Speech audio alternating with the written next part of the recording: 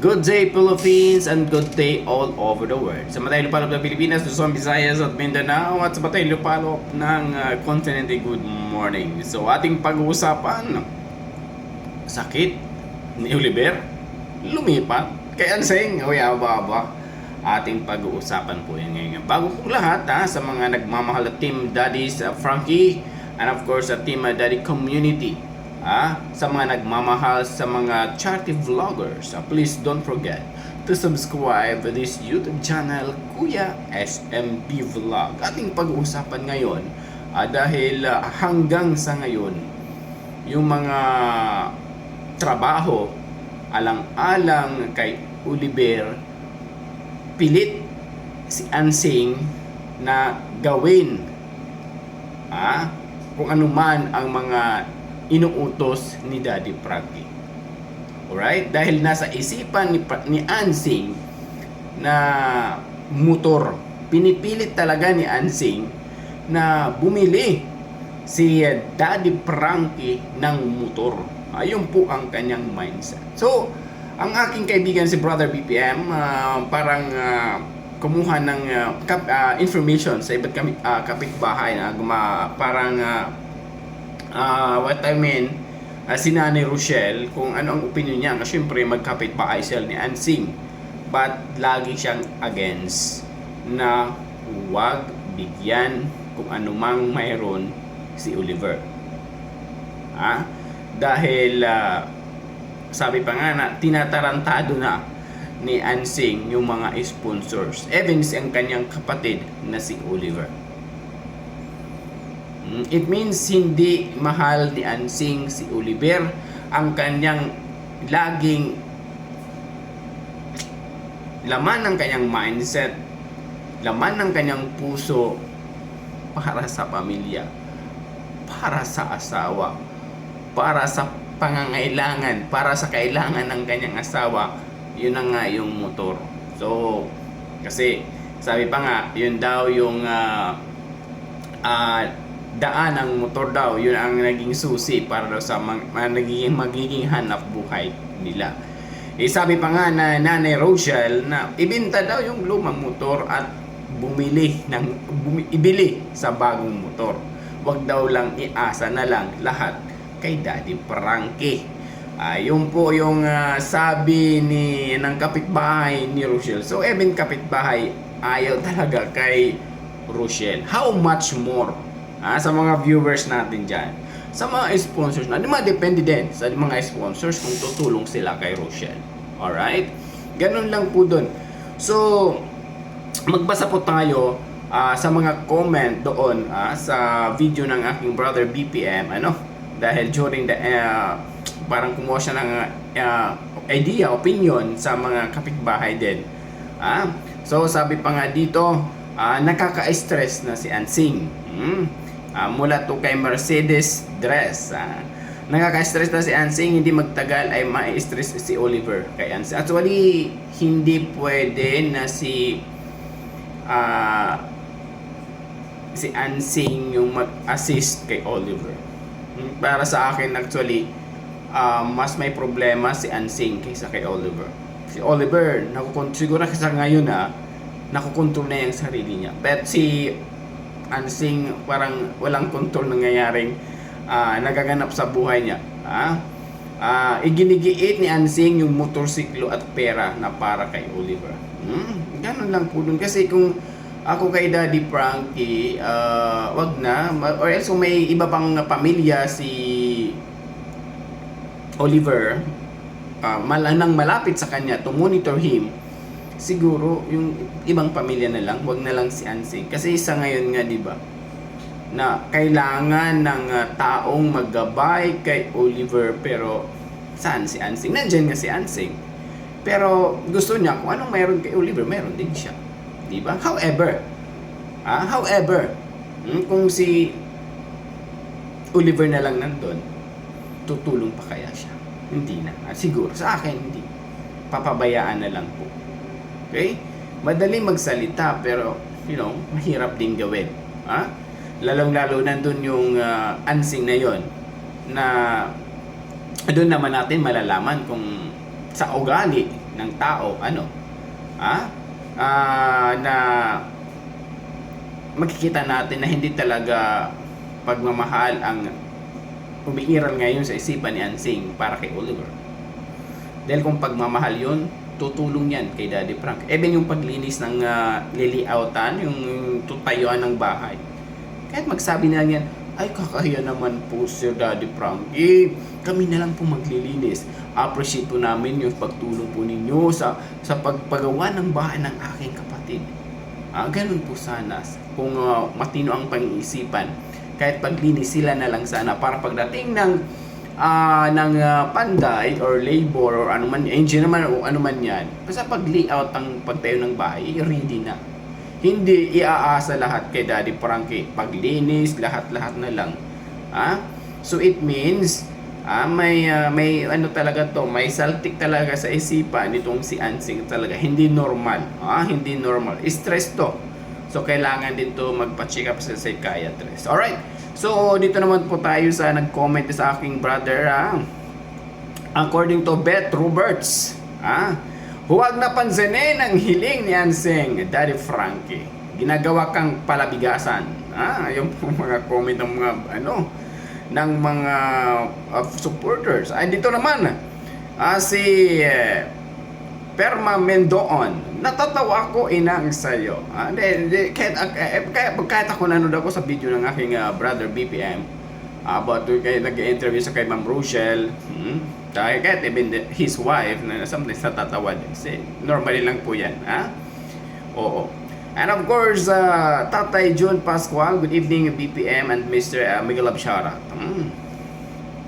Ganun po dun mga ka-idol, yung point ni Kuya SMB. May kapabayaan talaga. So hopefully, mapansin din ni Daddy Frankie yung kulang problema sa isipan ni Ansing. Siguro mapapansin nila po yun sa balang araw. Kaya lang ngayon, parang priority ni Daddy Frankie yung magiging estado ni Oliver. Ang problema, hindi pa nga tapos yung para kakaayos ni Oliver, nandyan naman yung kapatid na pabida-bida na kung anong may gusto ka makikita nila, baka ayaw malamangan, ay hindi gusto ni Ansing na lamangan siya ni Oliver. Kaya kung anong mayroon si Oliver, dapat mayroon din ako. Ganon. Siguro marami naman siguro magkakapatid, brother BPM si Oliver. So, di ba na mas malapit. Wag na iasa. Kahit nga kayo diyan ayaw nyo na si Ansing ang mag-monitor to Oliver. How much more mga viewers, mga supporters. Siguro kung may kapamilya dyan na malapit to monitor, even idaan na lang sa barangay official yung tulong para kay Daddy Frankie, siguro safe po yan. Kung iiwan yan kay Ansing bukas, wala na yan, zero na yan na malaom-laom. Alright? Ganun lang po dun.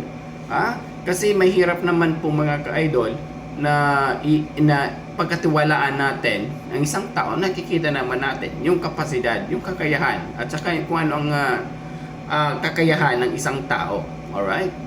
Ganun lang po dun. Anong sabi pa dito? Ang puso nilang huwag mong pansinin si Ansing. Di ba? Kahit ang puso niya, yung kapitbahay, nagigigil na sa ginagawa ni Ansing. So wag naman na Ma'am Ansing kay Daddy Frankie. Tama ka, Mami, palaguin niya hindi lang motor. According to Lalaine. Natatawa ko sana. Grabe si Ansing, malakas ang anting-anting kahit anong binibigay ni Daddy Frankie. So ganun po dun mga ka-idol yung ni Kuya SMB na si Ansing talaga is may problema talaga sa pang-iisip. So hindi ko rin alam kung symptoms pa sa kanyang panganak or siguro sana maano rin to ni Daddy Frankie, mapansin din. Gano'n lang po dun. Siguro kung ako na lang kay Daddy Frankie, kung wala ka talagang tiwala, kasi napapansin natin parang wala nang tiwala si Daddy Frankie kay Ansing. para to-monitor kay Oliver. Pero siguro, brother, no, Sir Daddy Frankie, idaan na lang siguro sa barangay official. Kung sinong malapit ng barangay official dyan. Oo, kasi para na sila kung mag-monitor na lang po dyan para kay Oliver. Pero yun ang aking magiging payo pa sa ngayon dahil wala pang pamilya. Pero kapag may malapit namang pamilya, out na yan si wag na si Ansing. Kapag may malapit na pamilya na matinong pang-iisip, hindi katulad ka ng mas better. Yung pamilya na dapat pagkatiwalaan about sa kwarta, about sa needs. Kasi yung pera magagamit ko yan sa the daily needs of Oliver. Alright? So, ganun lang po doon. So, according naman to sa mga viewers na dapat ang binibigay Ansing para sa lahat kay Oliver, apang kabuhayan ni Oliver, hindi kabuhayan ni Ansing. Totoo, dapat pinapriority actually. Kung freely talaga concern si Ansing sa kanyang brother, dapat lagi niya pinapriority yung laging nasa mindset na si Oliver, hindi yung sarili ng pamilya. Alright? Kasi ang dapat tulungan dito si Oliver hindi siya. Okay? Maging okay. Kasi alam natin si Oliver na grabe yung depression, may problema sa pang-iisip, kahit yan nakagamutan pero nakaka-recover na, pero hindi yan po yan agad-agad. Malaliman ang gamutan po dyan. Alright? Ilang dekada po bago siya na-rescue. 16 years bago siya na-rescue. Alright? So, yung po, 16 years pinabayaan ng pamilya.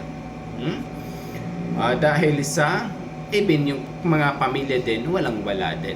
Tapos may kanya-kanyang pamilya. So, naiiwanan sa ere si Oliver kahit kadugo nila yun. Kasi priority nila mga kanya-kanyang pamilya. Alright? So, actually, kagabi gusto ko mag-live, kaya lang nagkaroon ng emergency meeting dito. So, yun. So, the-offer. Hindi nga ako nagkapaalam, patayan ko agad kasi on time daw, kailangan nandun. So, yun. So, humingi na lang ko ng pamanhin sa mga nag-live ako kagabi, tapos nag-end ako agad. Alright? Sorry.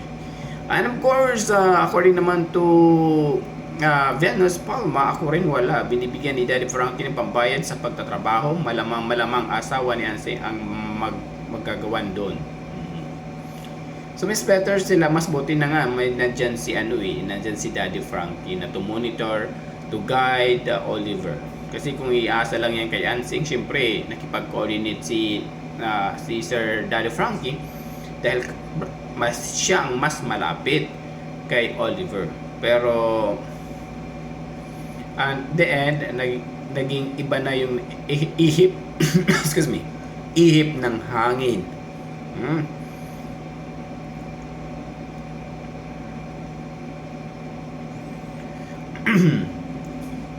Yung naman, natawa ko rin yung CCTV. Yari na yan si Ansing.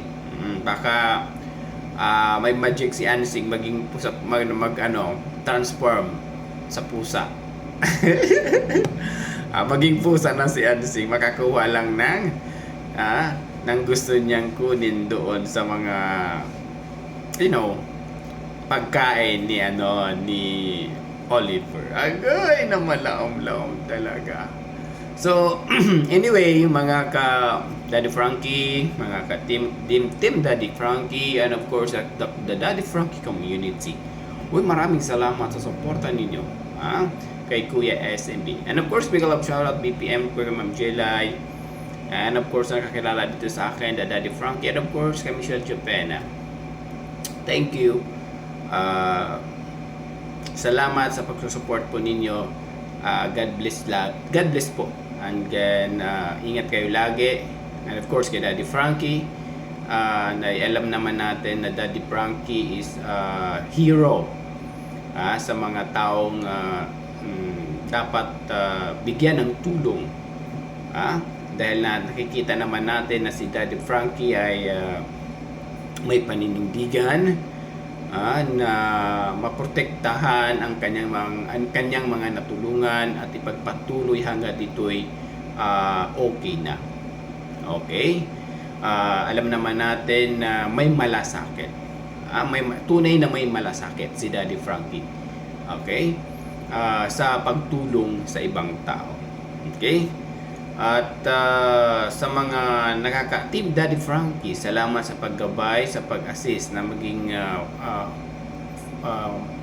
sagrado yung naging outcome ng pagtulong ninyo sa tao. Salamat. Of course, sponsors. Sa mga sponsors na mula sa iba't ibang kontinente, maraming salamat. Malaking tulong na rin po yun sa mga taong nangangailangan. So, alam naman natin na the channel of Daddy Frankie is the key and bridge sa mga gustong magpa-rescue na mabuksan uli ang kanilang mga pangarap sa buhay. Doon lang po tayo pumunta sa may tiwala, may paninindigan na tao. Anyway, hanggang dito na lang muna po tayo mga ka-idol, mga Daddy Frankie team, Daddy Frankie community supporters. Maraming salamat. God bless. At sana na balang araw makita ko rin si Daddy Frankie na malaong-lam. Kung mayroon mang si Daddy Frankie ang tawag doon, basta next time na lang po, magbibigay talaga ako ng time para makasama doon. Okay? So, salamat sa lahat. God bless. Mabuhay po tayo.